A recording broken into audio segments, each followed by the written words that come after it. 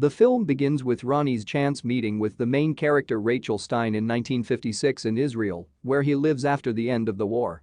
Under the influx of memories, Rachel after the meeting goes to the shore of Lake Kinneret, and the story is transferred to the end of 1944, to the Netherlands, captured by the Germans. Rachel is a young beautiful German Jewess, a former singer, forced during the occupation to hide in the Netherlands in a provincial house with a devout peasant family, forcing her to study the Bible for food.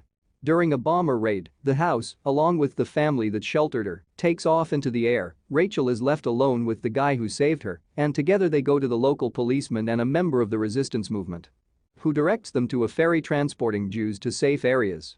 On the ferry, Rachel is reunited with her family, but not for long. An ambush awaits the fugitives, and German soldiers shoot everyone who sailed, including the Stein family. Only Rachel manages to escape. She manages to notice how the Germans rob the corpses in search of jewelry and money, and also sees the face of their commander.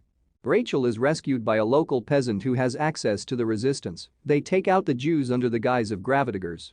Rachel travels to their headquarters in a coffin, depicting in it a victim of typhus. At the headquarters, she meets Ackermans and Gerben Coopers. Ackermans takes a liking to Rachel. After several months of menial work, they decide to take Rachel into their team. During one of the operations, Rachel meets the imposing Gestapo officer Ludwig Muntz. Muntz is clearly fascinated by the girl. Rachel gradually comes to his confidence and becomes a singer at the local headquarters of the Nazi troops. Rachel and Muntz become lovers. At the same time, Rachel discovers the murderer of her family at the headquarters. This is Officer Gunter Franken, who is engaged in the theft of Jewish valuables, appropriates them with the help of mysterious accomplices, traitors from among the fighters of the resistance. Because of their betrayals, the resistance loses almost all of its members. Muntz is arrested due to an unspoken agreement reached with members of the resistance on a mutual ceasefire. A military tribunal sentences him to death. Rachel is also arrested. Along the way, Franken compromises her in front of the surviving members of the resistance. As a result, Coopers is convinced that Rachel is to blame for the death of his son. However, Rachel and Muntz, with the help of an accomplice of the resistance introduced into the headquarters, manage to escape. Their goal is to figure out the traitors and pay them off. Meanwhile, Germany capitulates. The surviving officer Franken understands that it is necessary to flee with the loot. On a boat, he sails from the Netherlands, but Ackermans lurks on the ship, who kills Franken and his assistant.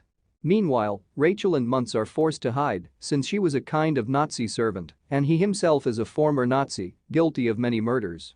They come to the notary Small, who kept the money of all the local Jews and who once kept the money of the Stein family.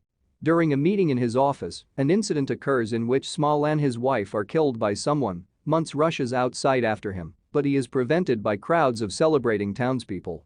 Suddenly, Muntz is identified by one of the celebrants. He is captured and handed over to the authorities. The same thing happens with Rachel, who finds herself in a completely humiliating position. All collaborators are humiliated and beaten by the victorious. She is saved by Ackermans, who has now become a very respected person. He brings her to his home, shows the valuables confiscated from Franken. Rachel learns from him that Muntz has been shot.